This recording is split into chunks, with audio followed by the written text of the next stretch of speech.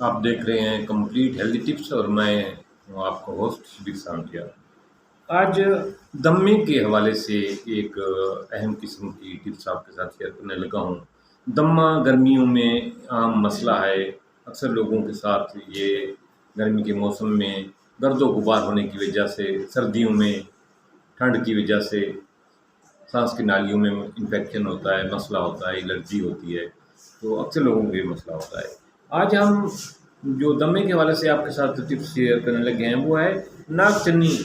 नाग चन्नी एक बूटी है, इसको उर्दू में नाग चन्नी कहते हैं और गुजराती में नाग चन्नी कहते हैं।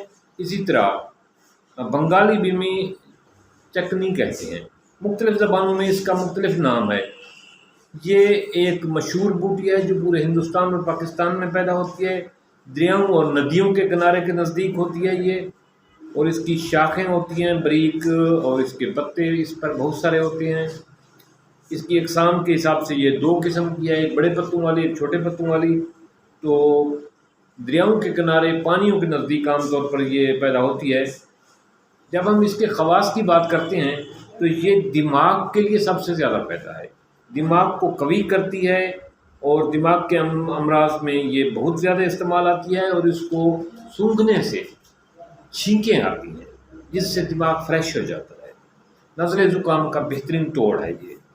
इसी तरह ये दिमाग पे जो बोझ होता है, दबाव होता है, ये उसके लिए सूंघने से इजी हो जाता है, और हिचकी के टाइम इसको सूंघा जाता है, हिचकी बंद हो जाती है। कान के दर्द के लिए इसको पीस कर, जलाकर इसको पीस कर, इसका पानी अपना राख जो है तेल में मिक्स करके कान में डालने से कान के दर्द का बेहतरीन इलाज है। कान के दर्द फ़ौरन ठीक हो जाता है। लेकिन हमारी बात हो रही थी दमे के हवाले से। दमे के हवाले से इसको जो है ना, नागचनी को पत्ते लें, इसको पीस लें। अगर फ्रेश मिलती है, नहीं मिलती तो पंसारी की दुकान से मिल जाती है। एक मछली लें, एक मछली लें, मछली की वो किस्म लें जिसमें कांटे कम होते हैं। कांटे कम वाली मछली लें, बेहतरीन जो चीज़ है। अच्छा, मछली लें, मछली को साफ़ करें, उसकी जिल्दों पर सारा कुछ साफ़ करने के बाद उसका अंदर पेट चाक करें, पेट वाला फजला भी निकाल दें, गर्दन वाला हिस्सा भी काट दें, पूँछ वाला हिस्सा भी काट दें, उसके पर भी काट दें, जो उसके साइड पे तैरने के लिए जो है ना विंग्स होते हैं वो भी काट दें। अब मछली साफ़ हो गई, उसका पेट साफ़ हो गया, उसको अच्छे तरीके से धो लें। फिर ये नागचनी का सफूफ जो है ये उसमें मछली में भर दें, और उस मछली की दोबारा सिलाई कर दें। फिर उसके ऊपर जो है बेसन लगा दें, अंडे का पेस्ट लगा दें। बेसन जिस तरह मछली फ्राई करते हैं, बनाते हैं, वैसे खूब अच्छी तरह फ्राई करें। फ्राई करने के बाद मछली को निकाल लें, उसको थोड़ा सा ठंडा करें, फिर वो मछली को खाएं।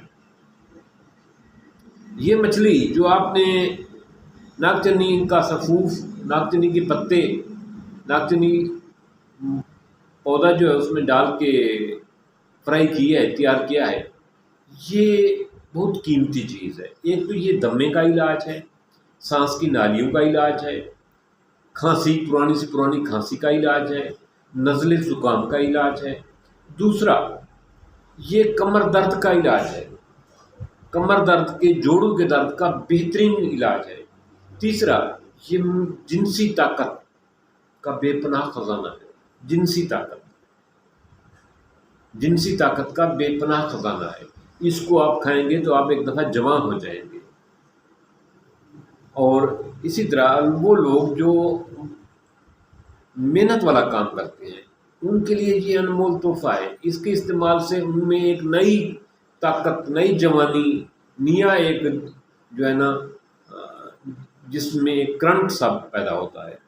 तो इसका सिंपल सा ये है कि नागचनी सब्ज रंग का पौधा है, दरियाओं के किनारे के साथ होता है। अगर वहाँ आपको नहीं मिलता, पंसारी की दुकान से लें, उसके खुश्क पत्ते, मछली लें, उसमें डालें, उसको फ्राई करें और इस्तेमाल करें। नागचनी का कहवा बना के पियेंगे तो ये नज़ले ज़ुकाम के लिए बेहतर है। नागचनी को सफूफ बना के उसको सूंघेंगे तो ये दिमाग पे जो बोझ सा है, नींद छींकें आएंगी, ठीक हो जाएगा। हिचकी आ रही है, इसको सूंघें तो ये हिचकी बंद हो जाएगी। इसी तरह اس کا سفوف، تھوڑا سا سفوف شہد میں ملا کے اگر استعمال کیا جائے تو یہ معدے کے لیے زبردست ہے۔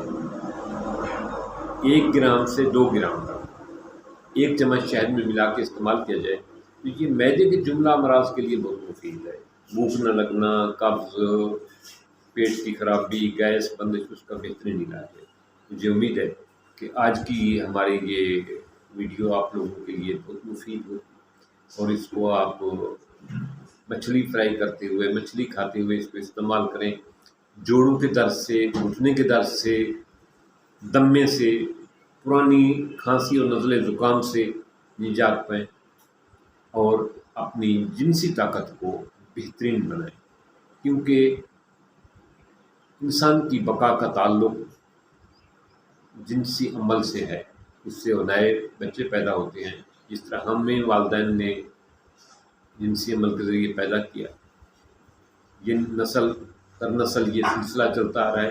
یہ جنسی عمل صرف انسانوں میں نہیں، جانوروں میں بھی ہے، پودوں میں بھی ہے، فرٹیلائزیشن ہوتی ہے پودوں میں۔